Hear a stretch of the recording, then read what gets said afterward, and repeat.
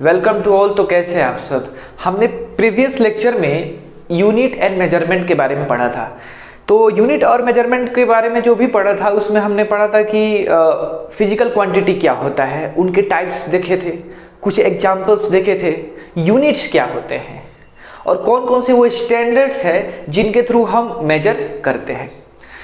उसके बाद में हमने डिफाइन किया, स्केलर और वेक्टर को डिफाइन किया, साथ ही साथ कुछ फंडामेंटल क्वांटिटीज देखे, फिर डिराइव्ड क्वांटिटी देखे और साथ ही साथ सप्लीमेंट्री क्वांटिटी भी देखे।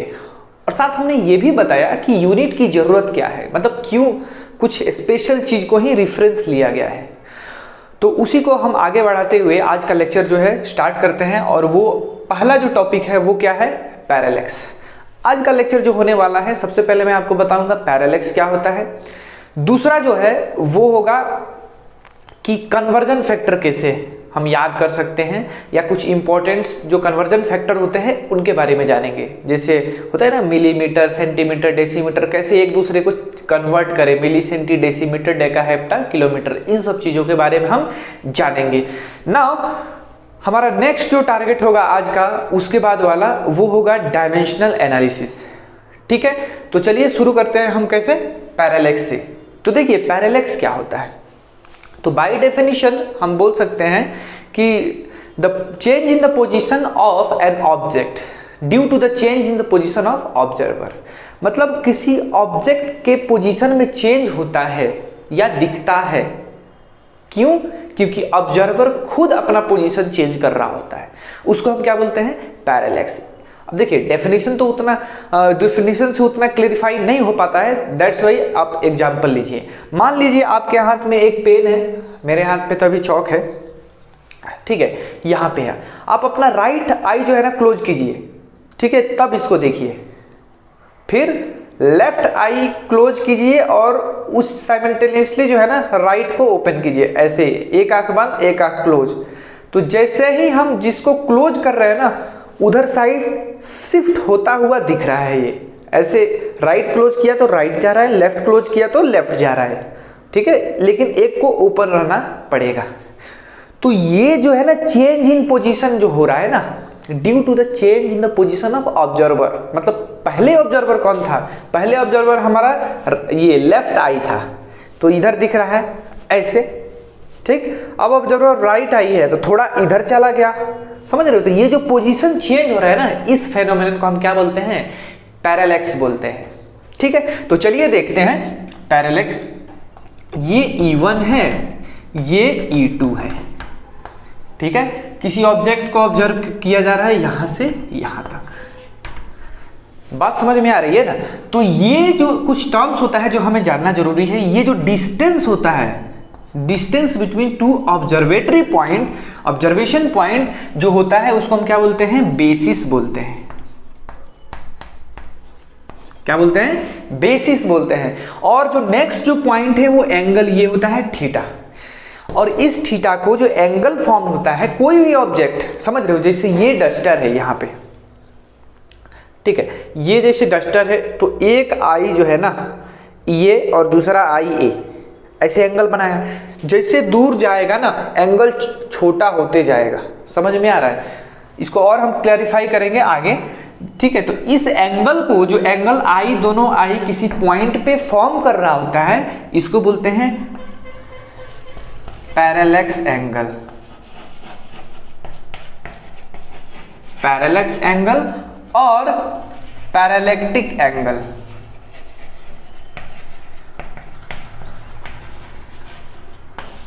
आई बात समझ में। तो हमारे पास दो टर्म था, एक तो था क्या, ये बेसिस, जो distance between two observation point, और दूसरा पैरेलैक्स एंगल और पैरेलैक्टिक एंगल, ठीक है। अब इसका यूज कैसे करते हैं ये बहुत इंपॉर्टेंट है, ठीक है।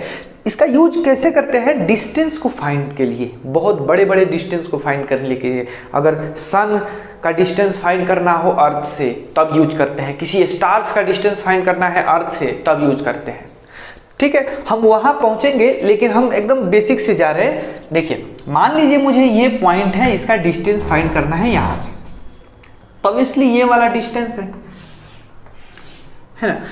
तो 2i मेथड से, लेकिन जैसे जैसे ये दूर जाएगा, पहले ऑब्जेक्ट यहाँ है, दूसरी बात यहाँ आ गया, तो देखिए अब जो एंगल फॉर्म हो रहा है ना, ये वाला, ये छोटा एंगल है पहले वाले के रिस्पेक्ट में।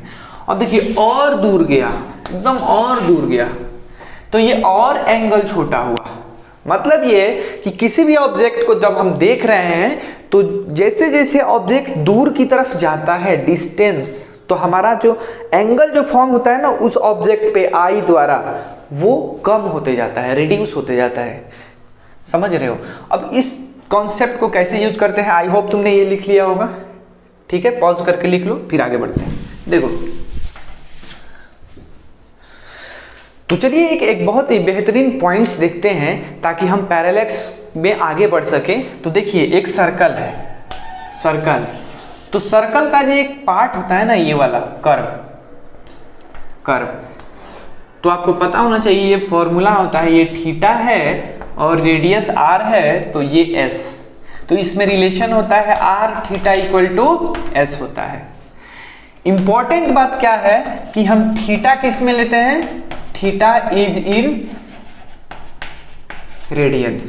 देखो गलती कहाँ होता है ना, क्या होता है कि थीटा जो है, क्वेश्चन अगर मैं बोलूं कि रेडियस जो है 1 मीटर है, थीटा 30 डिग्री है, 30 डिग्री है, तो s बताएं, मतलब ये आर्क लेंथ बताएं सर्कल का, तो क्या करते हैं लोग कि r into theta equal to s कर देते हैं, मतलब r कितना 1 इंटू 30 कर देते हैं, जो कि क्या है, गलत है, क्योंकि थीटा को किस में लेना होता है, रेडियन में लेना होता है। देखिए इसको कॉमन सेंस से भी सोच सकते हैं। मान लो कि यहाँ पे सेंटर है, 1 मीटर यहाँ चले गए, ये 30 डिग्री बनाया, 1 मीटर यहाँ चले गए, तो यही ना लेंथ हुआ r इंटू थीटा, तो इसके हिसाब से तो 30 मीटर आ जाएगा। ये यहाँ से यहाँ तक 30 मीटर हो गया क्या, 30 मीटर तो बहुत लंबा होता है, बात समझ में आई। इसीलिए हम थीटा को क्या लेते हैं, रेडियन में लेते हैं, तो वहाँ से इसको रेडियन में चेंज कर देंगे। आपको पता है ना कि किसी भी एंगल को अगर डिग्री में हो तो रेडियन में चेंज करने के लिए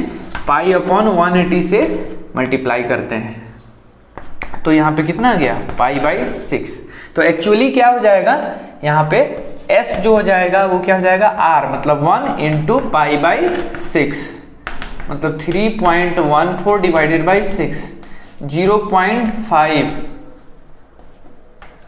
ऑलमोस्ट 3 के करीब आएगा, 0.53 के करीब आएगा। कौन सा मीटर, ये वाला लेंथ।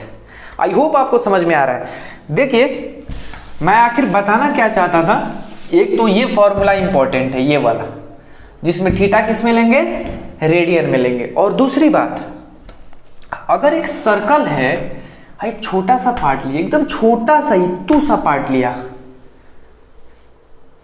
सर्कुलर जो आर्क है ना, एकदम छोटा सा पार्ट लिया और इसको बहुत जूम किया, ऐसे जूम किया, ऐसे बहुत ज्यादा जूम किया, पता है ऑलमोस्ट वो स्ट्रेट लाइन की तरह लगता है। समझ रहे हो? किसी भी कर्व को अगर एकदम छोटा सा पार्ट ले लो, मान लो ये सर्कल है, ये सर्कल है, ये सर्कल है, समझ रहे हो, और ये वाला पार्ट मैंने लिया, तो ये लग रहा है कि नहीं ये स्ट्रेट लाइन है।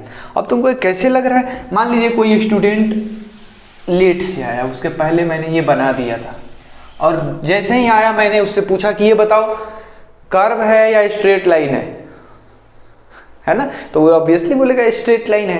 कहने का मतलब ये है कि जैसे जैसे डिस्टेंस बढ़ता है, जैसे जैसे डिस्टेंस बढ़ता है, मतलब रेडियस बढ़ता है, वैसे वैसे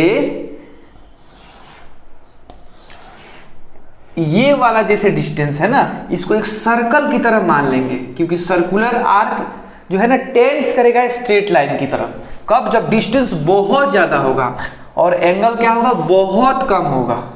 एंगल क्या होना चाहिए, बहुत कम होगा। तो देखिए ये वाला और ये वाला ऑलमोस्ट क्या हो जाता है, सेम हो जाता है। ये तो बस इतनी देर की बात थी ना, सोचिए जरा, अगर 10 किलोमीटर जाना हो तो ऑलमोस्ट ये जो कर्व है ना और ये स्ट्रेट लाइन है, ऑलमोस्ट क्या होंगे, सेम ही होंगे। बात समझ में आ रही है? तो इसीलिए हम जब भी अब डिस्टेंस निकालेंगे, जैसे पैरेलैक्स मेथड क्या था, E1 E2 to eyes method था ना, तो ये था और ये था, ये था, है ना। तो जब ये बहुत कम एंगल होगा, अभी यहाँ पे जूम किया है ना, इसीलिए ये लग रहा है कि अच्छा कैसा एंगल है, नहीं ये बहुत कम एंगल है। तो ऑलमोस्ट ये जो कर्व होगा ना, ये वाला जो कर्व जो सर्कल का होगा यहाँ इस पॉइंट से, वो इस वाले स्ट्रेट लाइन मतलब E1 E2 equal to arc length of E1 E2 हो जाएगा, ठीक है। When theta is very very small, very small बोल सकते हैं, जब थीटा बहुत छोटा होगा यानी बहुत दूर की बात हो रही है, तो हमारा ये कर्व और ये कर्व बराबर होगा। अब मैं इतना क्यों बताया, इतने सारे इंफॉर्मेशन क्यों आपको दिया, इसका रीजन ये है कि हमारे पास फॉर्मूला है क्या, R theta equal to S. तो हम इस अगर ये डिस्टेंस के बदले हम ये ही निकाल दें, क्योंकि ऑलमोस्ट तो वो दोनों सेम ही होने वाले हैं, है कि नहीं, क्योंकि लार्ज डिस्टेंस की बात है। ऑब्वियसली लार्ज डिस्टेंस मतलब क्या, हमको डिस्टेंस कहाँ के बीच में निकालता है, सन और अर्थ के बीच में। अर्थ ये प्लैनेट्स जो भी है, अर्थ और अदर प्लैनेट्स के बीच में, या सन और स्टार्स के बीच में, या किसी भी प्लैनेट और स्टार्स के बीच में, तो डिस्टेंस बहुत ज़्यादा निकालना होता है ना। तो वहाँ एंगल जो फॉर्म होता है ना, पैरालैक्टिक एंगल बहुत छोटा होता है। मतलब क्या कहना चाहते हैं आप, देखिए सन है यहाँ से, तो सन से देखिए एक आई से इधर, दूसरे आई से इधर, कितना कम पैरालैक्टिक एंगल फॉर्म हुआ। तो ये अलग बात है कि हम 2 आइज मेथड वहाँ यूज नहीं करेंगे, लेकिन समझ रहे हो जैसे जैसे डिस्टेंस बढ़ता है ना, एंगल बहुत छोटा होता है, और जो 2 ऑब्जर्वेशन पॉइंट जो होता है ना, वो और एक arc of the circle almost बराबर हो जाते हैं। दैट्स वाई हम उस स्ट्रेट लाइन को किस में कन्वर्ट करके, आर्क में कन्वर्ट करके, वो सर्कल वाला फॉर्मूला लगाकर हम दोनों के बीच का डिस्टेंस फाइंड कर सकते हैं। या अगर थीटा दिया हो और इसके ये वाला दिया हो, तो हम उस पॉइंट का यहाँ से डिस्टेंस फाइंड कर सकते हैं, वही सर्कल वाला फॉर्मूला यहाँ पे R theta equal to S use करके। बात समझ में आई? तो चलिए आगे बढ़ते हैं। तो पैरेलैक्स मेथड ये होता है, ठीक है। तो पैरेलैक्स मेथड अगर आपको समझ में आया तो कैसे निकालेंगे, देखिए अगर मान लो यहाँ पे ऑब्जर्वर O है, यहाँ पे ऑब्जर्वर 2 है, और ये कोई जो है यहाँ पे क्या है, यहाँ ऑब्जर्वर के लिए E1 E2 ले लेता हूँ, सही रहेगा। और ये बहुत दूर जाकर ये, ठीक है, हमेशा याद रखना है, ये भले ही दिख रहा है कि 20 डिग्री या 20 डिग्री या 30 डिग्री है, लेकिन ये बहुत छोटा है, बहुत बहुत छोटा है, ठीक है।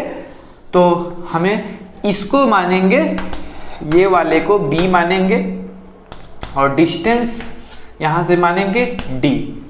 मतलब ये वाला डिस्टेंस यहाँ से यहाँ, सब डिस्टेंस क्या है, एक सर्कल का रेडियस की तरह ट्रीट करेंगे, तो इसीलिए यहाँ से यहाँ तक क्या मानेंगे, D। और ये हो जाएगा थीटा, जो कि कौन सा एंगल होता है, एंगल ऑफ पैरेलैक्स होता है। फॉर्मूला यूज करेंगे तो क्या हो जाएगा, B इक्वल टू मतलब S इक्वल टू, हमारे पास है ना R theta equal to S, R क्या है, रेडियस, मतलब यहाँ से यहाँ distance, into theta equal to S, arc length, that is B।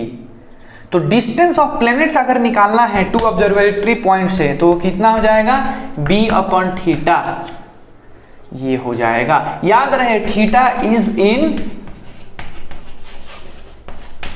Radian, ध्यान देने वाली बात है, थीटा किस में होना चाहिए, रेडियन में, और ये जो भी है जिसे आप निकालना चाहते हैं, ठीक है। तो ये तो बात रही भाई डिस्टेंस कैसे निकालेंगे, ये वाला मेथड यूज करके, और यही मेथड यूज करके हम जितने भी लार्जर डिस्टेंस है उसमें हम पैरेलैक्स मेथड को यूज करके हम डिस्टेंस फाइंड कर सकते हैं। समझ में आ रही है बात? तो चलिए देखते हैं कि भाई कुछ टर्म्स को पहचानते हैं। तो वो डेफिनेशन लिख लेना कि change in the position of object due to the change in position of observer is called parallax. और 2 ऑब्जर्वेशन पॉइंट के बीच के जो डिस्टेंस होता है उसको बेसिक बोलते हैं, और जो एंगल फॉर्म होता है ना 2 ऑब्जर्वेशन पॉइंट से जो किसी भी चीज को ऑब्जर्व कर रहे होते हैं, तो वहां जो एंगल बनता है उसको क्या बोलते हैं, पैरेलैक्टिक एंगल और पैरेलैक्स एंगल बोलते हैं। ये बात समझ में आ रही है आपको?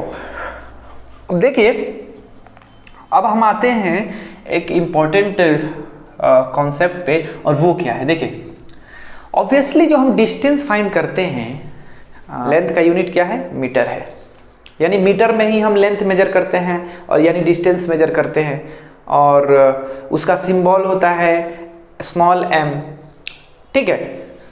उसी तरह अब देखिए हर चीज का जो मेजरमेंट है ना वो तो मीटर में कर नहीं सकते। फॉर एग्जाम्पल अगर मान लो मैं पूछूं कि एक बैक्टीरिया है उसका लेंथ कितना होता है, तो क्या मीटर में बोलेंगे क्या? वो 1 मीटर 2 मीटर होता है क्या? नहीं होता है ना, तो बहुत छोटा होता है। इसीलिए हमने मीटर, सेंटीमीटर, मिलीमीटर ये सारी चीजें बनाए हैं। आ रही है बात समझ में? उसी तरह हम जब स्पेस साइंस की बात करते हैं, एस्ट्रोलॉजी की बात करते हैं, तो यहाँ पे जो डिस्टेंस फाइंड किया जाता है वो बड़े बड़े डिस्टेंस होते हैं, वो मीटर और किलोमीटर वाले डिस्टेंस नहीं होते हैं।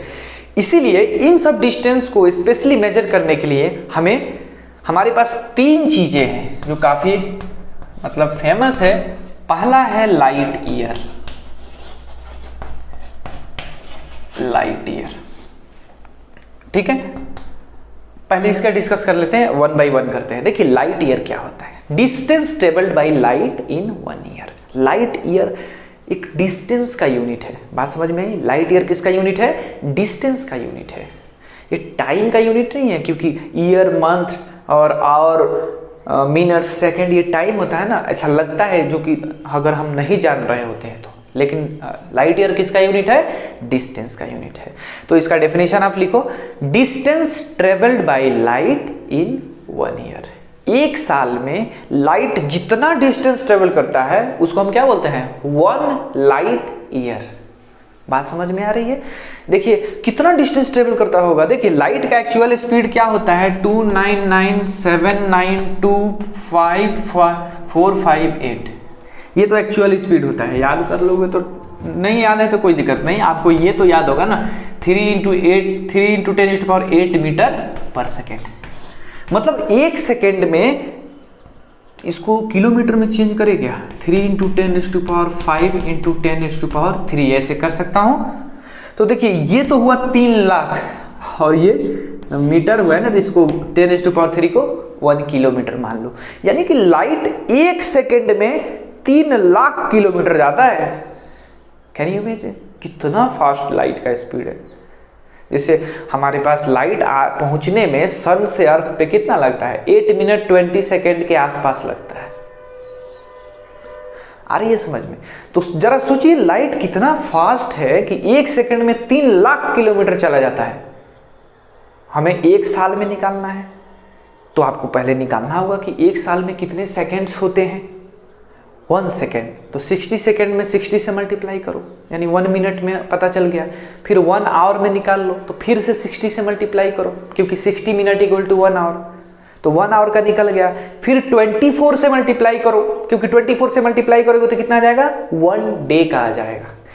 फिर मल्टीप्लाई करो किससे? 365 डेज से मल्टीप्लाई करो, यानी 365 × 24 × 60 × 60, इतना सेकेंड्स होते हैं 1 साल में। उतना जब मल्टीप्लाई करोगे टाइम, इस स्पीड में उतना डिस्टेंस ट्रेवल करता है लाइट। मतलब light year is the distance equal to speed into time, that is 3 × 10⁸ metre per second into time कितना हो जाएगा? 60 second, that is 1 minute, 60 minute, that is 1 hour, this is 24 hour, means 1 day into 365। इतना, ये बात समझ में? ये data आपको याद रखना है तो रखो, मैं रिकमेंड नहीं करता। अगर रख रहे हो तो अच्छी बात है, नहीं रख रहे हो तो और अच्छी बात है, ठीक है। दिया रहेगा ऐसे लाइट ईयर कितना होता है, अगर क्वेश्चन में पूछेगा तो, ठीक है। तो इतना डिस्टेंस ट्रेवल होता है 1 लाइट ईयर में। तो आपको पता चल गया कि लाइट ईयर क्या होता है? Distance travel by light in 1 year, और इतना कुछ होता है। तो ये किसका यूनिट है? डिस्टेंस का। दूसरा जो यूनिट होता है वो होता है एस्ट्रोनॉमिकल यूनिट, AU इसको बोलते हैं, एस्ट्रोनॉमिकल यूनिट।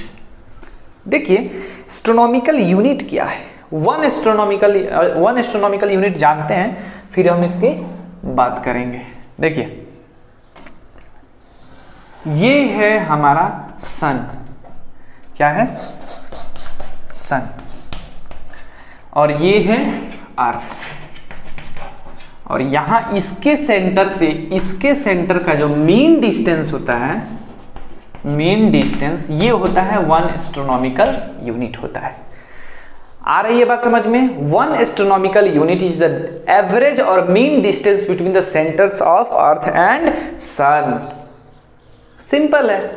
और ये जो डिस्टेंस होता है याद है 15 करोड़ किलोमीटर, 150 मिलियन, ऐसे समझ रहे हो, 15 करोड़ किलोमीटर होता है। मेरे एक वीडियो में ऐसा दिया भी है, अगर आप जाएंगे तो देखेंगे, प्लेलिस्ट चेक करेंगे कि वो क्या, कौन सा वीडियो है, what happened if earth stop its rotation and revolution around the sun, समझ रहे हो? तो उसमें ये मैंने बताया हुआ है, जाकर देख सकते हो, अच्छा वीडियो है। तो ये हुआ सन और ये हुआ अर्थ, दोनों के सेंटर के बीच के जो डिस्टेंस होता है उसको क्या बोलते हैं? 1 एस्ट्रोनॉमिकल यूनिट। सिंपल है, लाइट ईयर समझ लिया, ये डिस्टेंस का यूनिट है। फिर एस्ट्रोनॉमिकल यूनिट समझ लिया, ये भी डिस्टेंस का यूनिट है। अब तीसरा जो है उस पर बात करते हैं, और फिर हम क्वेश्चंस करेंगे कि कैसे कैसे क्वेश्चंस आ सकते हैं, तब जाकर हमारा कॉन्सेप्ट क्लियर हो जाएगा। तो देखिए थर्ड जो पॉइंट है वो है पारसेक। पारसेक, अब देखिए पारसेक क्या है, मैंने बताया था ना पहले, उसके पहले एक चीज देखिए, अगर किसी ऑब्जेक्ट को यहां है तो हम इस ऑब्जेक्ट को जब मैं देख रहा हूं तो मेरा आई है ना, इसका अपर पोजीशन पे ये और लोअर पोजीशन पे ये वाला एंगल बन रहा है ऐसे। तो जैसे जैसे दूर जाएगा ना, ये हमारे आई से, मेरे आई से जो एंगल फॉर्म करेगा ना वो कम करेगा। जैसे कोई ऑब्जेक्ट डिस्टेंस दूर जाता है ना, हमें छोटा दिखने लगता है, इसलिए इसका रीजन ऐसा नहीं है कि वो छोटा हो जाता है, एक्चुअली नहीं, वो छोटा इसलिए दिखता है क्योंकि हर चीज को देखने के लिए एक स्पेशल एंगल चाहिए, हमें किसी भी चीज को देखने के लिए एंगल चाहिए। जब ये दूर जाता है ना, बहुत ज्यादा दूर जाता है, तो ये एंगल क्या करता है? कम होते जाता है, हमारी आई से एंगल कम होते जाता है। तो एक टाइम आता है जब एंगल इतना कम हो जाता है कि वो विजिबल नहीं होता है, तो फिर वो कौन सा एंगल, उसको हमने स्टैंडर्डाइज किया है और वो होता है 1 मिनट। आप सोचेंगे कि 1 मिनट तो टाइम का है, नहीं, एंगल को मिनट में भी मेजर करते हैं। तो सबसे पहले आप जान लीजिए कुछ चीजें जो कि सही रहेगा। देखिए 1 डिग्री को अगर हमने 60 पार्ट में डिवाइड किया, जो 1 डिग्री होता है ना, 1 to 360 डिग्री, उसको जब 60 टुकड़ों में डिवाइड किया तो जो सिंगल टुकड़ा होता है उसको 1 मिनट बोलते हैं, है ना। इसको ऐसे डैश से ऐसे रिप्रेजेंट करते हैं। आ रही है बात समझ में?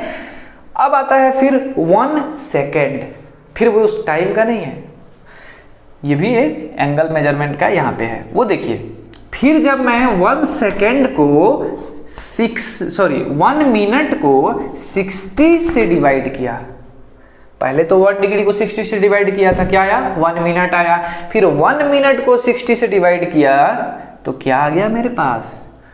1 सेकेंड आ गया। इसे डबल देते हैं, इसे इसको क्या बोलते हैं? 1 मिनट एंगल, और ये क्या है? 1 सेकेंड एंगल। बात क्लियर है? इसको लिख लो, इस पे मैं क्वेश्चन दूंगा और ये बहुत इंपॉर्टेंट है। ये आ रही है बात समझ? तो वही मैं बता रहा था कि जब कोई ऑब्जेक्ट हमसे दूर जा रहा होता है तो हमारा जो आई है ना, उस पर कुछ एंगल बना रहा होता है, कुछ स्पेशल एंगल बना रहा होता है, और जैसे जैसे दूर जा रहा होता है हमारा एंगल डिक्रीज होते जा रहा होता है। तो जैसे ही 1 मिनट यानी 1/60 हो जाता है तो ठीक है, वहाँ तक तो दिखेगा कि हाँ भाई ऑब्जेक्ट ये है, लेकिन उसके बाद में चला जाता है तो हमें फ्रेश नहीं दिखता, और एक समय आता है कि दूर जाते जाते हमें दिखता ही नहीं ऑब्जेक्ट, क्योंकि एंगल ही इतना कम फॉर्म होता है कि नहीं दिखता है। आई बात समझ में? अब देखो, जैसे 2 आइज मेथड तो मैंने बताया था ना कि प्लैनेट्स और बड़े बड़े डिस्टेंस फाइंड के लिए यूज नहीं कर सकते हैं। वहाँ पे जो डिस्टेंस ऑफ ऑब्जर्वेशन लेंगे ना वो ज़्यादा लेंगे, हम डिस्कस करेंगे इसका, टेंशन नहीं लेने का। देखिए पहले पारसेक क्या होता है। तो देखिए ये है हमारा सन है और ये क्या है, अर्थ है। दोनों के बीच का डिस्टेंस आपको पता है 1 एस्ट्रोनॉमिकल यूनिट होता है ना। अब देखिए, अब हमें है ना डिस्टेंस निकालना है, किस मान लेते हैं किसी ये ऑब्जेक्ट का। तो हम जब ऑब्जर्व करेंगे और यहाँ से यहाँ पे तो कुछ एंगल फॉर्म होगा, जब यहाँ से फॉर्म करेंगे तो कुछ और छोटा एंगल फॉर्म होगा, इस पॉइंट की बात करेंगे तो और छोटा एंगल फॉर्म हुआ। तो एक ऐसा पॉइंट आएगा ना जहां पे एक स्पेशल एंगल फॉर्म होता है, और वो कौन सा एंगल होता है, 1 सेकेंड। मतलब 1 एस्ट्रोनॉमिकल यूनिट अगर कहीं पे कितना बनाता है, 1 सेकेंड एंगल बनाता है, तो यहां से यहां तक डिस्टेंस जो होता है ना, उसको ये वाला डिस्टेंस क्या बोलते हैं, 1 पारसेक, है ना। ये वाला डिस्टेंस, ये वाला डिस्टेंस और ये वाला, क्योंकि हम इसको क्या मानेंगे, सर्कुलर आर्क मानेंगे, क्योंकि बहुत दूर पे है ना, पहले ही बताया था, ठीक है। तो ये जो डिस्टेंस होता है यहां से यहां या यहां से यहां, ये कितना होता है, इसको क्या बोलते हैं, पारसेक होता है। और ये जो एंगल 1 सेकेंड होता है इसको बोलता है आर्क सेक, आर्क सेक। इस एंगल को क्या बोलते हैं, आर्क सेक। तो ऐसा डेफिनेशन, बाय डेफिनेशन हम बोलते हैं parallax of 1 arc sec is, ये जो है ना, ये parallax of 1 arc sec is 1 parsec. अरे समझ, कंफ्यूज मत होना, पारसेक क्या है, डिस्टेंस है, किस पॉइंट का, जो भी लार्ज डिस्टेंस पे, मान लो यहाँ पे स्टार्स हैं, जनरली स्टार्स चूंकि देखिए अर्थ से प्लेनेट डिस्टेंस पे है, लेकिन उससे भी ज़्यादा डिस्टेंस पे क्या है, स्टार्स हैं, तो इसीलिए वहाँ का डिस्टेंस निकालते हैं, ठीक है। तो वो जो डिस्टेंस होता है जहाँ 1 एस्ट्रोनॉमिकल यूनिट 1 सेकेंड बनाता है, तो यहाँ से वहाँ तक का डिस्टेंस क्या होता है, 1 पारसेक होता है, और उस एंगल को क्या बोलते हैं, आर्कसेक बोलते हैं। तो पारसेक समझ में आया, पारसेक के कॉरेस्पॉन्डिंग क्या होता है, एंगल आर्कसेक होता है, एंगल को बोलते हैं आर्कसेक, और डिस्टेंस को क्या बोलते हैं, पारसेक बोलते हैं। So I hope you don't have any confusion. अब देखिए बात क्या करते हैं, स्पेशली आप देखिए 2i मेथड का यूज तो कर, जो हमने बताया था शुरू में, वो तो बेसिक था। अगर अर्थ के कहीं डिस्टेंस फाइंड करना हो, मान लो एक प्लेनेट है यहाँ पे p क्या है, प्लेनेट है, p क्या है, प्लेनेट है। तो प्लेनेट का डिस्टेंस जो है हम कैसे फाइंड करेंगे, अब i से तो करेंगे नहीं, इसलिए कोई लार्ज डिस्टेंस यहाँ से अर्थ का हम लेते हैं observation, that is E1 and E2। तब यहाँ से ऐसे थीटा एंगल, ये थीटा एंगल, ये थीटा पता कर लेते हैं, और ये जो डिस्टेंस है हमें पता होता है, ये वाला डिस्टेंस, सिमिलरली ये b होता है, हम ये डिस्टेंस फाइंड कर लेते हैं, कैसे, theta into D equal to B, ये पहले भी बताया था। आ रही है बात समझ में। तो हम और आगे बढ़ते हैं, ये तो रहा हमारा conceptual part of parallax. Now अब हम 2 क्वेश्चन सॉल्व करने जा रहे हैं। सबसे पहले आपको ट्राई करना है, फिर सॉल्यूशन देखना है कि हाँ आपका आंसर सही आया कि नहीं। बहुत सिंपल है और कॉन्सेप्चुअल है। चलिए क्वेश्चन है, ये पहला क्वेश्चन है, the distance of moon is 3.84 into 10⁸ metre from the earth. Distance of moon earth से दिया हुआ है, if viewed from the 2 diametrically opposite points on the earth the angle subtended at the moon is 1 degree 54 minute. ये कितना है, 1 degree and 54 minute. What is the diameter of the earth. मतलब ये अगर अर्थ मान लूँ तो ऑब्जर्वेशन कहाँ से हो रहा है, क्वेश्चन को ध्यान से देखें, इसको ट्राई कीजिए, फिर सॉल्व करना है। यहाँ से और यहाँ 2 डायमेट्रिकली अपोजिट पॉइंट से ऑब्जर्वेशन हो रहा है। किसके बारे में, किसको किया जा रहा है, प्लेनेट को, p प्लेनेट को किया जा रहा है। देखिए हमें यहाँ से जो डिस्टेंस ये दिया हुआ है, क्योंकि इसको आर्क की तरह मानना है ना ऐसे, यानी डिस्टेंस दिया हुआ है, ये कितना दिया हुआ है, 3 × 84 × 10⁸ मीटर दिया हुआ है। एंगल भी दिया हुआ है, देखिए एंगल कितना दिया हुआ है, 1 डिग्री 54 मिनट, करेक्ट। तो देखिए ये डायमीटर निकालना है जिसको हम b बोलते हैं, याद है। और ये d दिया हुआ है, थीटा भी दिया हुआ है। तो हमारे पास फॉर्मूला है theta into D is equal to B. ठीक है, हमें क्या निकालना है, b निकालना है। तो b इक्वल टू थीटा। देखिए थीटा जो है डिग्री में और मिनट दिया हुआ है। हमारा रिस्पॉन्सिबिलिटी ये है कि थीटा को कैसे किस में फाइंड करना है, रेडियन में फाइंड करना है। तो सबसे पहले डिग्री में चेंज कर लेते हैं और एक काम करते हैं, सबसे पहले डिग्री में चेंज करते हैं और फिर क्या करते हैं, सबको रेडियन में चेंज करते हैं। तो डिग्री में चेंज करने के लिए एक काम करते हैं, आपको पता है ना 1 डिग्री जो होता है, 1 डिग्री होता है कितना मिनट होता है, 60 मिनट होता है। तो ये टोटल कितना हो गया, 60 प्लस 54 मिनट, मतलब ये 114 मिनट, इतना तो आ गया। इसको थीटा रेडियन में कितना हो जाएगा, 114 मिनट को रेडियन में चेंज करने के लिए, सॉरी डिग्री में चेंज करने के लिए 60 से डिवाइड कर दिया। ठीक है, ये तो थीटा इन डिग्री आ गया। अब रेडियन में चेंज करने के लिए क्या हो गया, कोई भी अगर डिग्री में दिया हुआ है तो रेडियन में चेंज करने के लिए पाई इंटू 180 से मल्टीप्लाई करते हैं, यानी 114 divided by 60 into pi upon 180। आ रही है बात समझ में। तो ये तो हमारा एंगल आ गया, वही तो इंपॉर्टेंट था ना, बाकी सब तो हो ही गया।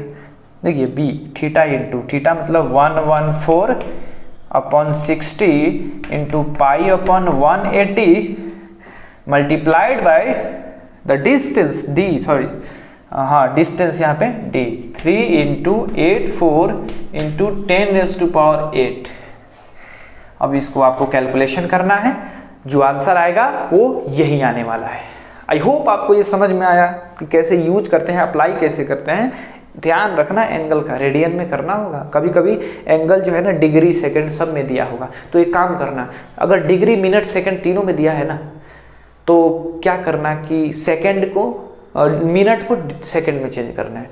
ठीक है, फिर कितना आएगा, जो डिग्री दिया है उसको मिनट में चेंज करना, फिर उसको सेकंड में चेंज करना है, मतलब टोटल एंगल को सेकंड में चेंज कर देना।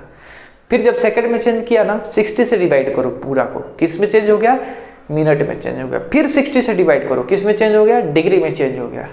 अब रेडियन में लाना है ना, तो पाई इंटू 180 कर दो, रेडियन में आ गया। आ रही है बात समझ में।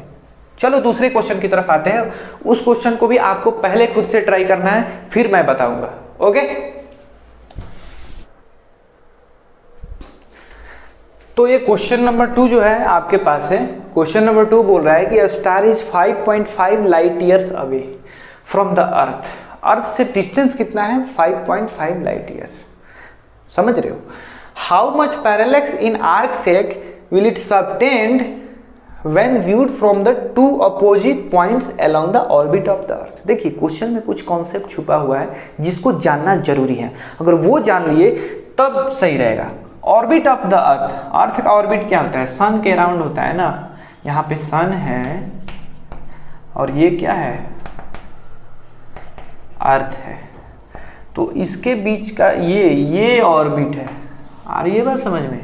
टू अपोजिट ऑर्बिट, मतलब यहाँ से E1 है और यहाँ से E2 है, मतलब ऑब्जर्वेशन पॉइंट है।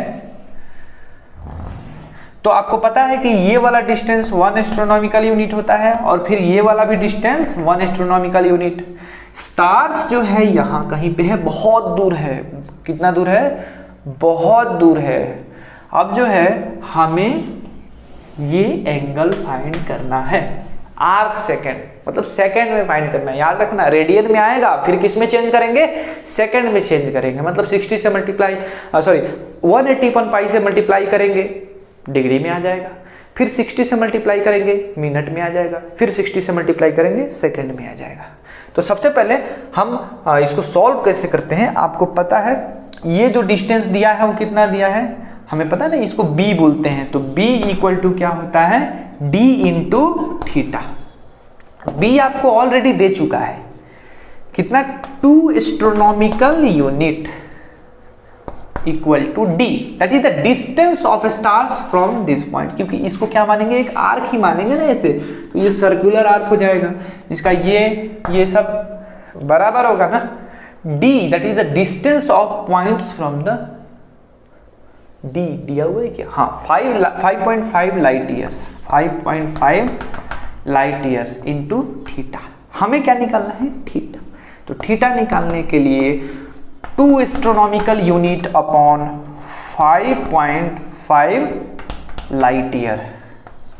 आ रही है बात समझ में? तो ये होता है कुछ। अब देखिए आपको वैल्यू पुट करना है।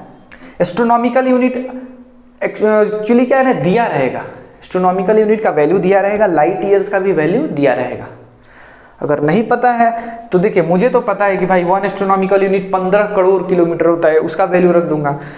लाइट ईयर्स का वैल्यू बताया था ना, 3 × 10⁸ मीटर पर सेकेंड से 1 साल जो टाइम होता है ना, उसको मल्टीप्लाई कर दो तो यहाँ रख देंगे, ये आ जाएगा। जो भी आएगा वो किस में आएगा, रेडियन में आएगा। तो इस रेडियन को, ये तो हुआ तो क्या, थीटा इन रेडियन।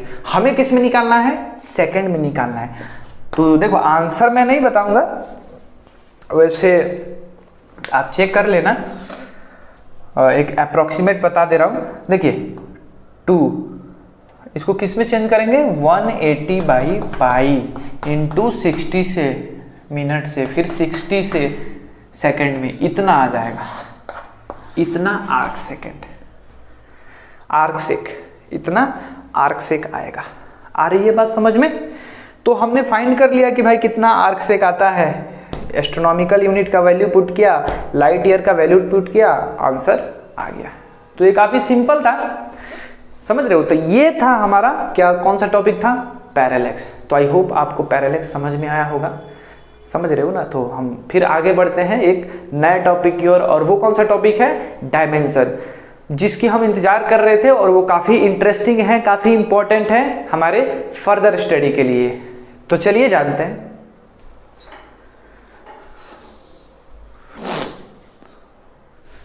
तो हम तो बात करने वाले हैं अब डायमेंशन के बारे में, ठीक है? हाँ, लेकिन डायमेंशन से पहले एक इम्पॉर्टेंट जो पॉइंट जो मैंने शुरू में ही बताया था, सबसे पहले हम पैरेलैक्स को जानेंगे, फिर हम कन्वर्जन देखेंगे। तो कन्वर्जन को जान लेते हैं 5-10 मिनट में, फिर हम जानेंगे कि डायमेंशन क्या होता है। देखिए सबसे पहले, अगर आपको ये तो पहले सुना ही होगा ना, मिलीमीटर। मैंने पहले भी आपको बताया कि अगर आपसे पूछूं बैक्टीरिया का लेंथ कितना है, तो मीटर में नहीं बताएंगे ना, किलोमीटर नहीं बताएंगे, एस्ट्रोनॉमिकल यूनिट नहीं बताएंगे। एक छोटे से बैक्टीरिया से लेकर एक कपड़े का जो लेंथ हम मेजर करते हैं, दीवार का लेंथ मेजर करते हैं, पोल का लेंथ मेजर करते हैं, और प्लेनेट से सन से लेकर किसी प्लेनेट का डिस्टेंस मेजर करते हैं, तो सबको मेजर करने का एक ही पैरामीटर नहीं है, अलग अलग पैरामीटर्स हैं। तो उसको क्या है, कैसे मेजर करते हैं, कुछ मिली सेंटीमीटर, पिकोमीटर, आपने सुना है ना, होगा ना, एंगस्ट्रम वगैरह, इन सब में मेजर करते हैं। तो देखिए कुछ इंपॉर्टेंट चीज, शायद आपको अच्छा लगेगा। देखिए milli centi deci metre deca hepta kilometre. आ रही है बात समझ में? ये जो है ना, ये याद होना चाहिए, बहुत इंपॉर्टेंट है, खटाखट आता है, वाइडली यूज है इसका। इसको ऐसे याद रखते हैं, milli centi decimetre deca hepta kilometre, है ना, इसी रिदम के साथ याद करना, milli centi decimetre deca hepta kilometre, correct. तो रेफरेंस क्या होता है, 1 मीटर होता है। जैसे कि अगर मैं बोलूं, ध्यान से सुनना, 1 मीटर इक्वल टू कितना centimetre, 100 centimetre. 1 kilometre equal to कितना मीटर, 1000 मीटर होता है। ये बात आपको पता है? आ रही है बात समझ में? तो ध्यान से देखिए, हम किसी भी चीज को किसी में कन्वर्ट करने वाले हैं, ठीक है? अगर मैं मीटर को रेफरेंस ले लूं तो 1 मीटर ये हो गया, ठीक है? तो सबसे पहले नहीं, उससे बात नहीं करेंगे, आप एकदम बेसिक से बात करेंगे। देखिए किलोमीटर से मीटर पे जाना है मुझे, मतलब 1 किलोमीटर को मीटर में चेंज करना है। तो क्या हुआ, 10 रेज़ टू पावर कितना आता है, 3 आता है। मीटर को सेंटीमीटर में चेंज करना है, किलोमीटर टू, देखिए मतलब 1 किलोमीटर यहाँ पे दिया है ना 100 सेंटीमीटर, यही पे बात करते हैं। तो 10⁻²आया, ये 10⁻3 आया, है कि नहीं। आप ध्यान देखिए, हम इसको ट्रिक से कैसे मतलब याद नहीं करेंगे, एकदम ये याद हो ही जाता है। अगर आप प्रैक्टिस करो ना, मन में ही कर सकते हैं, कॉपी पेन की जरूरत ही नहीं पड़ती है ना। किलोमीटर को मीटर में चेंज करना है, तो देखिए आप सबसे पहले क्या दीजिए, 10 की पावर 1 किलोमीटर इक्वल टू 10⁻⁴, ऊपर बढ़ रहे हैं ना, 1 2 3 प्लेसेस ऊपर चढ़ा, सीढ़ी पे चढ़ा, तो जब सीढ़ियों पे चढ़ेगा तो पावर भी बढ़ेगा। कितने चढ़ा, 3 चढ़ा ना सीढ़ी, तब जाकर इसको मीटर मिला, इसीलिए 1 किलोमीटर इक्वल टू 10⁻³ मीटर। उसी तरह मीटर को सेंटीमीटर में चेंज कीजिए, 1 मीटर इक्वल टू 10⁻, ऊपर जाना है ना, कितने सीढ़ी जाना है तो चढ़ेगा तो सेंटीमीटर मिलेगा, 1 2, तो 10⁻², 10 तो हो जाएगा ना, 2 यहाँ पे सीढ़ी चढ़ा और सेंटीमीटर। मीटर को मिलीमीटर में चेंज करना है, तो 1 मीटर इक्वल टू, देखिए मिलीमीटर में चेंज करना है मतलब 10⁻, ऊपर जाना है, कितने जाना है सीढ़ी चढ़ना है, 1 2 3, तो 10⁻³ मिलीमीटर, या mm लिख दो यहाँ पे। आ रही है बात समझ में। एक और एग्जांपल लेते हैं, अगर हेप्टा को डेका में चेंज करना है तो 1 हेप्टामीटर इक्वल टू, हेप्टा के बाद 1 2 3, 10⁻³ डेकामीटर। अब सिर्फ ऊपर ही चढ़ रहे हैं, नीचे भी उतरना है ना, तो देखिए सेंटीमीटर को चेंज करना है हेप्टामीटर में, कोई भी एग्जांपल ले सकते हैं। तो देखिए 1 सेंटीमीटर इक्वल टू 10⁻, किस में चेंज करना है, हेप्टामीटर में। तो कितने नीचे आया, 1 2 3 4, तो नीचे आया तो पावर माइनस कर देंगे।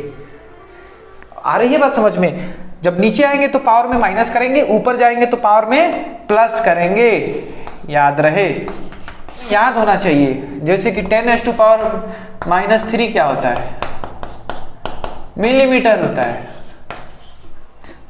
10⁻⁻6 क्या होता है, माइक्रो होता है। 10⁻⁻9 क्या होता है, नैनोमीटर होता है।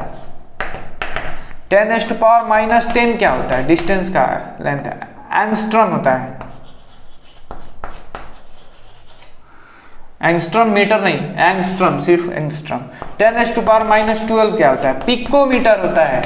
आपने 9th-10th में पढ़ा होगा, एटम से रिलेटेड जब चैप्टर पढ़ा होगा ना उसमें।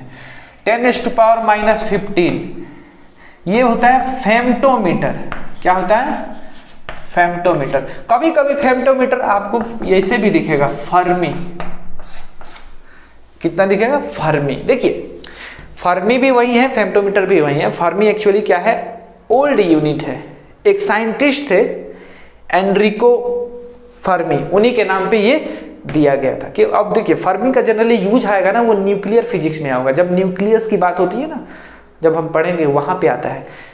तो इसीलिए दोनों याद रखना। कभी कभी कंफ्यूज हो जाता है कोई कि भाई मैंने कहीं देखा था 1 फेम्टोमीटर 10⁻⁻15 और यहाँ पे तो 1 फर्मी दिया हुआ है। 10⁻⁻15 को 1 फर्मी बोलते हैं, तो लोग कंफ्यूज हो जाते हैं। तो हमें कंफ्यूज नहीं होना है, करेक्ट।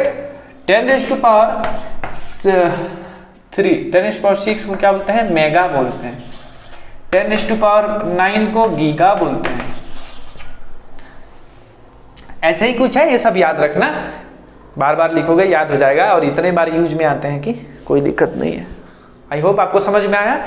तो नेक्स्ट टॉपिक की तरफ बढ़ते हैं, और वो क्या है, डायमेंशनल एनालिसिस। ठीक है, तो चलिए डायमेंशनल एनालिसिस की शुरुआत करते हैं। यहाँ पे मैंने लिख दिया है ताकि हमारे पास टाइम थोड़ा बच जाए।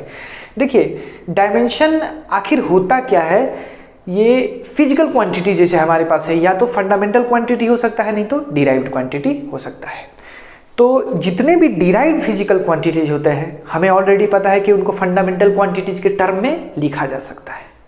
तो जब जो टर्म में लिखा जा सकता है, फॉर एग्जाम्पल अगर मैं वेलोसिटी की बात करूं, जैसे स्पीड बात करता हूं, तो स्पीड क्या होता है, डिस्टेंस अपन टाइम लिख सकते हैं। तो ये भी फंडामेंटल क्वांटिटी और ये भी फंडामेंटल क्वांटिटी, ठीक है। एक्सेलरेशन क्या होता है?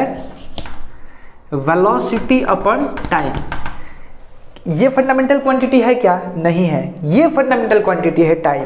तो इसलिए फिर से इसको एक बार और लिखेंगे, डिस्प्लेसमेंट यानी distance upon time, displacement upon time लिख दिया, और नीचे टाइम तो था ही, तो डिस्प्लेसमेंट अपॉन टाइम का स्क्वायर हो गया। मतलब ये हुआ कि हमने एक्सेलरेशन को फंडामेंटल फिजिकल क्वांटिटी के टर्म में लिख दिया। फिर देखिए एक लास्ट एग्जांपल लेते हैं। फोर्स को कैसे लिख सकते हैं? Mass into acceleration. तो यहाँ पे मास जो है फंडामेंटल क्वांटिटी है, लेकिन एक्सेलरेशन तो नहीं है ना, और एक्सेलरेशन का एकदम कैसे लिख सकते हैं? मास को वैसे ही रखने देंगे। फिर वेलोसिटी अपन टाइम लिख सकते हैं। यहाँ पे तो अभी लिख ही दिया ना, डिस्प्लेसमेंट अपन टाइम का स्क्वायर, तो यहाँ पे लिख दो, क्या दिक्कत है? तो इसीलिए कोई भी फिजिकल क्वांटिटी जो है डिराइव्ड, उसको हम क्या लिख सकते हैं? जैसे यहाँ पे फंडामेंटल क्वांटिटी के टर्म में लिख सकते हैं, fundamental quantity, fundamental quantity. Acceleration में ये फंडामेंटल क्वांटिटी है, ये भी फंडामेंटल क्वांटिटी है, वेलोसिटी तो था नहीं। तो यानी फाइनल कंक्लूजन ये है। अब हम यहाँ क्या देखते हैं कि जितने भी फिजिकल क्वांटिटी जो डिराइव्ड है, उनको हम फंडामेंटल क्वांटिटी जब लिख रहे हैं ना, तो उसके कुछ पावर्स आ रहे हैं, कुछ इंडेक्सेस आ रहे हैं। इंडेक्स बोलते हैं ना, पावर या इंडेक्स होते हैं। तो यहाँ पे देखिए, यहाँ डिस्प्लेसमेंट का लेंथ का पावर कितना है? 1 है, और टाइम का पावर -1 है। जब वो ये ऊपर जाएगा ना, तो टाइम का पावर -1 है। तो इसी को हम बोलते हैं कि जो वेलोसिटी है उसमें जो लेंथ का जो डायमेंशन है वो 1 है, टाइम का डायमेंशन कितना है? -1 है।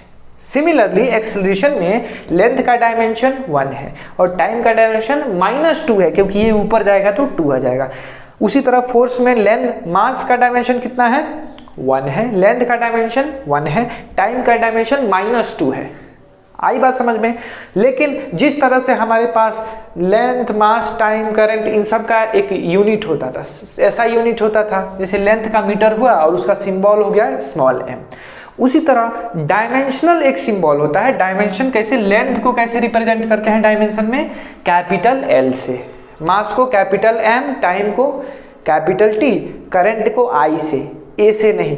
टेम्परेचर, लुमिनस इंटेंसिटी और अमाउंट ऑफ सब्सटेंस, सबका जो सिंबल है वही डायमेंशन में भी यूज होता है। तो ये आपको बात पता होनी चाहिए, इसका कैसे यूज करते हैं, समझ रहे हो? तो कैसे लिखेंगे हम एग्जांपल्स के साथ देखेंगे। जैसे यहाँ पे लिखा हुआ है ना, to express a given physical quantity the power और index of each of the fundamental quantity are raised.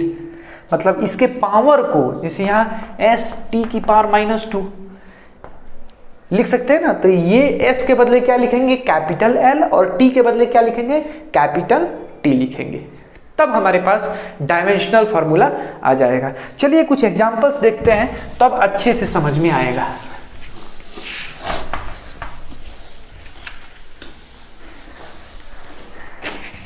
देखिए सबसे पहला मेरे पास एग्जांपल क्या है? देखिए डिस्टेंस है, पहले तो फंडामेंटल क्वांटिटी है, डिस्टेंस है। देखिए फाइनली जो हम डायमेंशन है ना, हम यहाँ पे लिखने वाले हैं, इसका डायमेंशनल फॉर्मूला यहाँ पे लिखने वाले हैं। बीच में जो भी हम कैलकुलेशन करने वाले हैं वो लिखेंगे।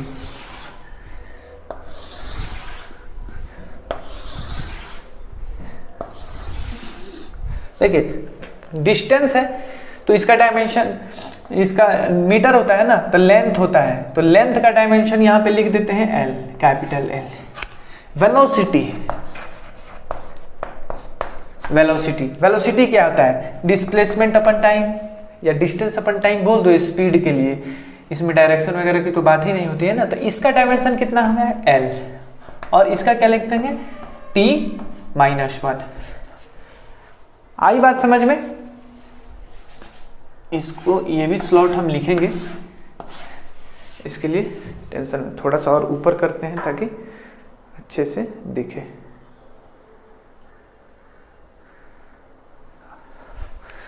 ठीक है।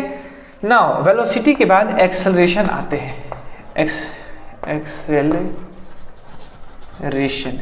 तो तो एक्सेलरेशन का डायमेंशन क्या होता है, देखिए एक्सेलरेशन होता है वेलोसिटी अपन टाइम। अभी तक हम लोग ये तो डिराइव्ड क्वांटिटी है ना, भले ही ये फिजिकल क्वांटिटी है, इसीलिए हम इसको क्या लिखेंगे, डिस्प्लेसमेंट अपन टाइम, और नीचे तो टाइम है ही, तो फाइनली डिस्प्लेसमेंट अपन टाइम स्क्वायर ऐसे लिख दिया। लेकिन डायमेंशनली कैसे लिखेंगे, इसका लिखेंगे कैपिटल एल और इसका लिखेंगे टी की पावर -2, तो ये हुआ डायमेंशन। ऐसे डायमेंशनल फॉर्मूला वो हुआ। तो बोल सकते हैं कि वेलोसिटी में लेंथ का डायमेंशन 1 है और टाइम का डायमेंशन -1 है। एक्सेलरेशन में लेंथ का डायमेंशन 1 है, टाइम का डायमेंशन -2 है। नाउ तीसरा, एक्सेलरेशन के बाद वेलोसिटी, एक्सेलरेशन आ गया, उसके बाद में आ जाते हैं फोर्स पे आते हैं।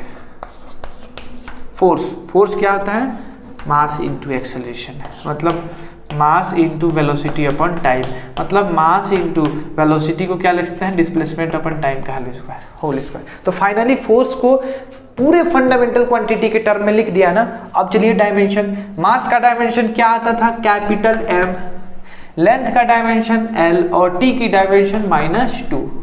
इसीलिए फोर्स का जो डायमेंशनल फॉर्मूला क्या हो जाएगा, mL/T की पावर -2। या हम ऐसे बोल सकते हैं कि फोर्स में मास का डायमेंशन 1 है, लेंथ का डायमेंशन 1 है और टाइम का डायमेंशन -2 है। आई बात समझ में। नाउ आगे बढ़ते हैं, नेक्स्ट पॉइंट पे आते हैं और वो देखिए, उसके बाद में ये सब हो गया। अब देखिए एरिया का डायमेंशन देखते हैं। तो एरिया तो बहुत तरह का हो सकता है ना। इसके पहले एक चीज जानते हैं, देखिए नंबर का कोई डायमेंशन नहीं होता है। आई बात समझ में। जो प्योर नंबर होता है ना, वो डायमेंशन लेस क्वांटिटी है। जितने भी हम 7 फिजिकल क्वांटिटी फंडामेंटल पढ़े ना, नंबर में कोई वैसा नहीं आता है, उसमें तो इन्वॉल्व ही नहीं होता है। जैसे 2 का डायमेंशन क्या होगा, m होगा, l होगा, t होगा, क्या कुछ नहीं होने वाला है। तो ये 2, 3, 4 ये जो नंबर है, पाई, ये सब क्या है, डायमेंशन लेस है, मतलब कोई डायमेंशन नहीं होता है इनके पास, याद रखना। एरिया का देखिए, एरिया बहुत तरह का हो सकता है। स्क्वायर का एरिया बोलूँ तो a² हो जाएगा, रेक्टेंगल का एरिया बोलूँ तो a/b हो जाएगा, और सर्कल का एरिया बोलूँ तो पाई r² हो जाएगा। तो एरिया चाहे किसी भी चीज का हो, डायमेंशन वही आएगा। देखिए कैसे, एरिया मतलब लेंथ इनटू लेंथ, बात समझ में आई, तो लेंथ की पावर 2। देखिए यहां पे a/b, a का भी लेंथ ही होता है ना, ये रेक्टेंगल है तो, और ब्रेड्थ वो भी क्या है, क्या है, लेंथ ही है। तो लेंथ इनटू लेंथ क्या हो गया, लेंथ की पावर 2। अरे हाइट हो, डिस्टेंस हो, कोई कुछ भी हो, किसी टाइप का डिस्टेंस हो, चेंज इन लेंथ हो, सबका डायमेंशन क्या होता है, L ही होता है। आई बात समझ में। और जो प्योर नंबर होता है वो क्या होता है, डायमेंशन लेस होता है। देखिए यहाँ पे अगर मैं बात करूँ सर्कल के एरिया की, तो पाई r² होता है, तो पाई तो डायमेंशन लेस हो गया, इसका r² मतलब लेंथ इनटू लेंथ, लेंथ का स्क्वायर ही हो गया है, L की पावर 2। तो आ रही है बात समझ में। तो ये सारी चीजें हैं। अब आते हैं हम वॉल्यूम का डायमेंशन देखते हैं। तो देखिए वॉल्यूम, वैसे ही किसी भी टाइप का वॉल्यूम जो होगा ना, जैसे अगर वॉल्यूम की बात करूं क्यूब की, तो a क्यूब हो जाएगा, LBH क्यूबॉइड का हो जाएगा, 4/3 पाई r³ स्फेयर का हो जाएगा। तो देखिए सबका डायमेंशन क्या होगा, L की पावर 3, क्योंकि देखिए a³ L length into length into length, LBH, L is also length, B is also length, H is also a length, that's why इसका L की पावर 3 हो जाएगा। और यहाँ पे देखिए 4/3 नंबर है, डायमेंशन कुछ नहीं होगा, पाई नंबर है, डायमेंशन कुछ नहीं होगा, r³ रेडियस का पावर क्यूब, तो रेडियस भी क्या है, एक लेंथ ही है, इसीलिए इसका डायमेंशन क्या होगा, L की पावर 3। आई बात समझ में। ठीक, कुछ और इंटरेस्टिंग एग्जांपल देखते हैं हम। देखिए आप इसको लिख लीजिएगा, वीडियो को पॉज करके पीछे करके।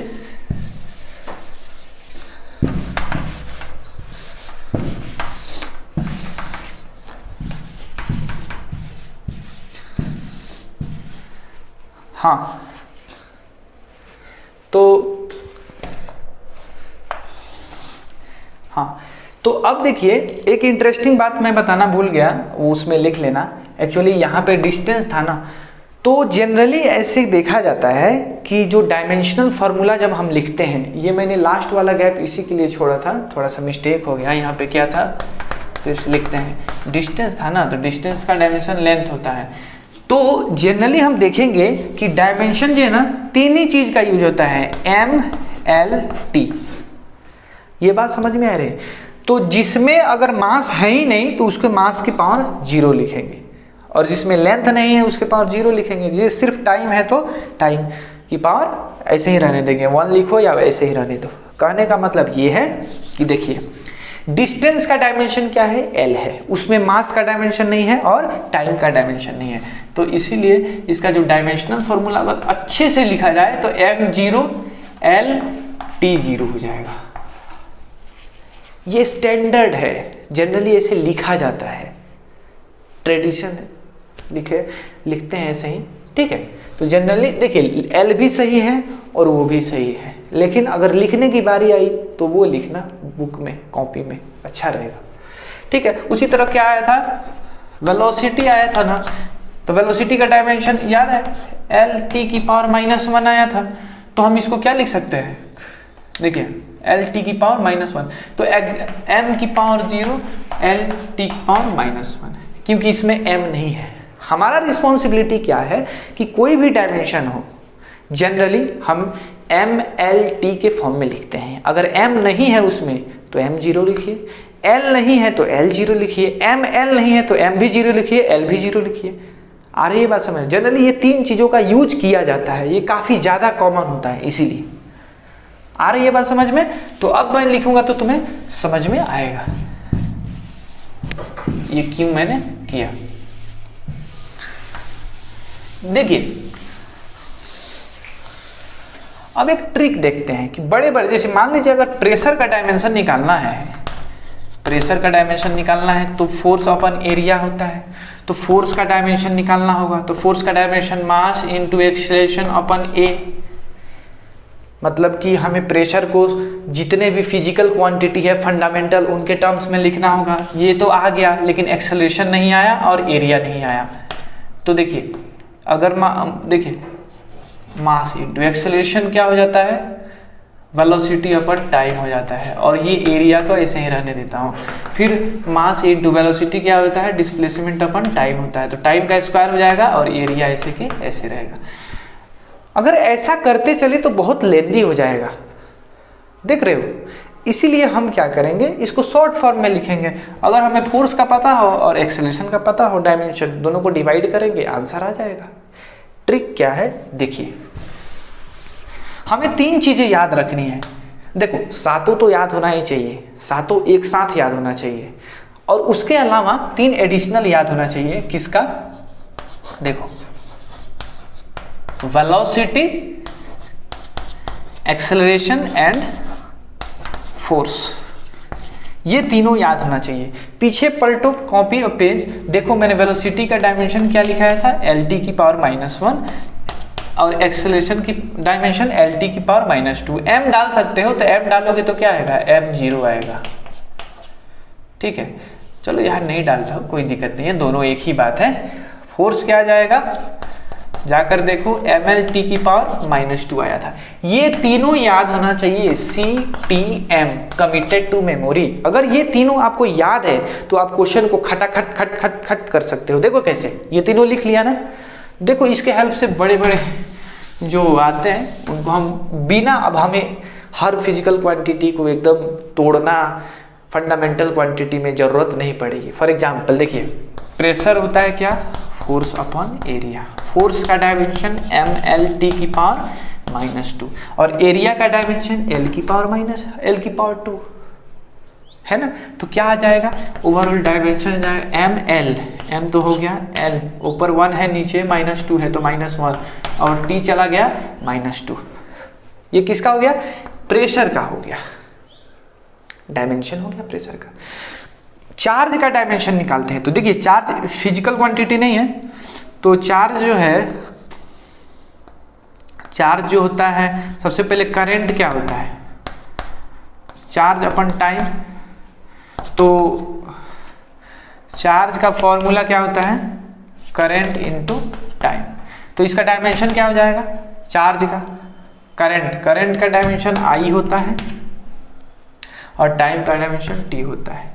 तो इसको लिखने का क्या तरीका है, m0 L0 I1 mLT लिखते हैं पहले, T1 या T ऐसे ही TI, ऐसे लिखो या ऐसे लिखो, दोनों एक ही बात है, कोई दिक्कत नहीं है। ठीक है, अब हम लोग वर्क का निकालते हैं। आपने 9th-10th में पढ़ा होगा कि वर्क क्या होता है, फोर्स इनटू डिस्प्लेसमेंट होता है। ये तो फिजिकल फंडामेंटल क्वांटिटी और ये डिराइव्ड क्वांटिटी। अब इसको तोड़ने की कोई जरूरत नहीं है, फोर्स का पता है आपको, डायमेंशन mL/-2 बोला था ना, 3 याद रखने के लिए, और इसको यह डिस्टेंस से डिस्प्लेसमेंट के डायमेंशन से मल्टीप्लाई कर दो तो कितना आ गया, mL/2 हो गया, T⁻⁻2 हो गया, वर्क का हो गया। आई बात समझ में। काइनेटिक एनर्जी का डायमेंशन निकालते हैं। काइनेटिक एनर्जी क्या होता है, 12mv² होता है। देखिए ये तो डायमेंशनलेस क्वांटिटी है क्योंकि प्योर नंबर है, m मतलब m, और वेलोसिटी का डायमेंशन पता है आपको, L⁻⁻1, उसका पावर 2 हो जाएगा। तो m वैसे ही रहेगा, L⁻2 चला जाएगा और T⁻⁻2 चला जाएगा। तो ये काइनेटिक एनर्जी आ गया। अब देखिए पोटेंशियल एनर्जी निकालिए।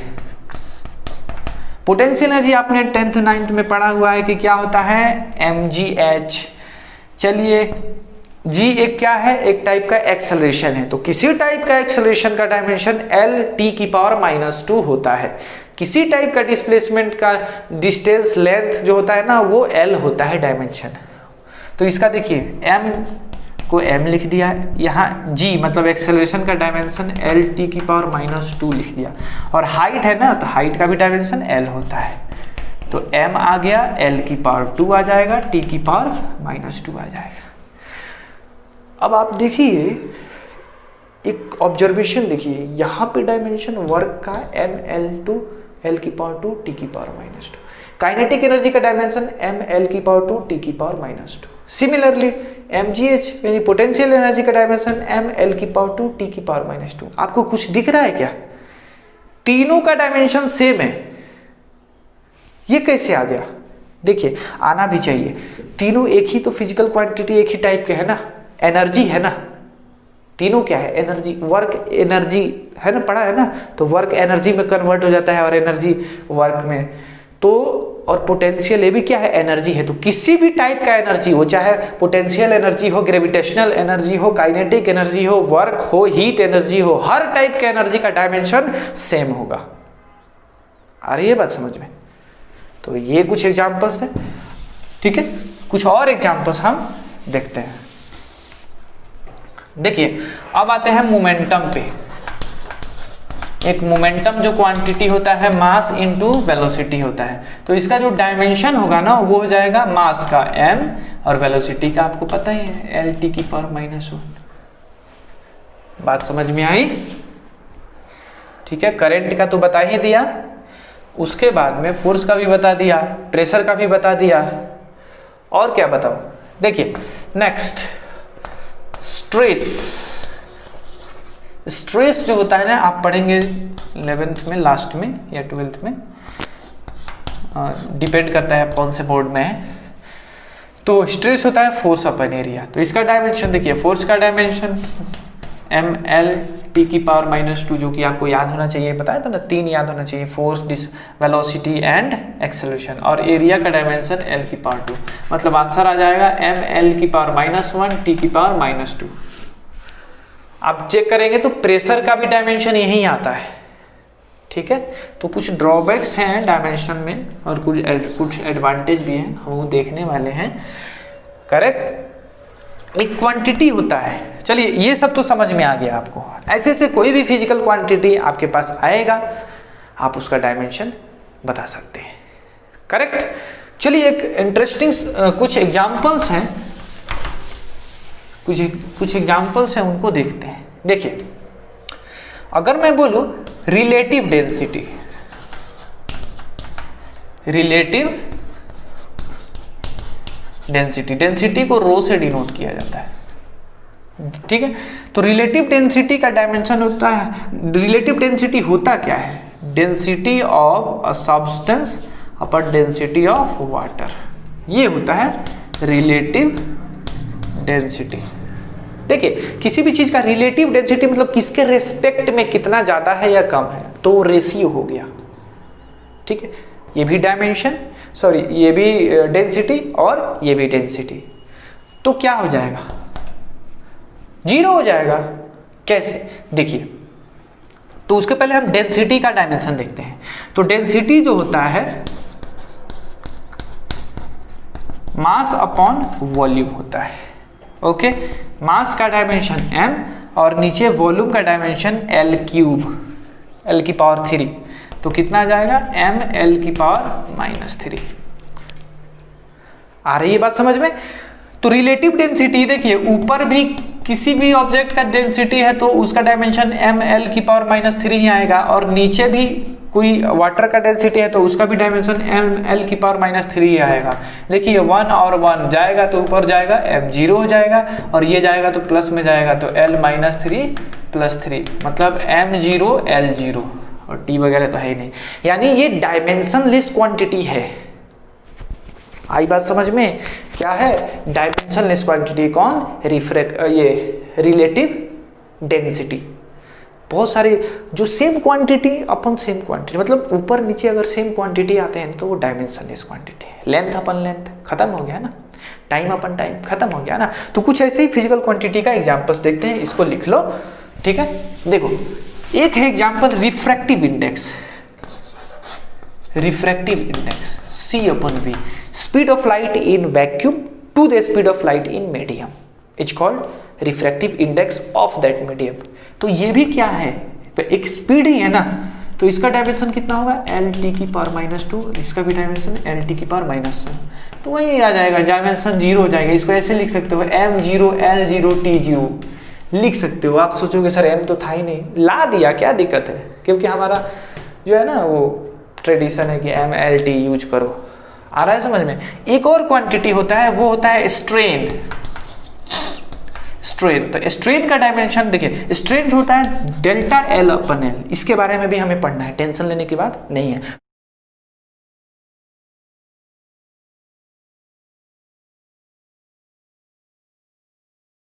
स्ट्रेन एक रेशियो है, किसका, change in length upon length, इसके बारे में हमें पढ़ना है, ठीक है।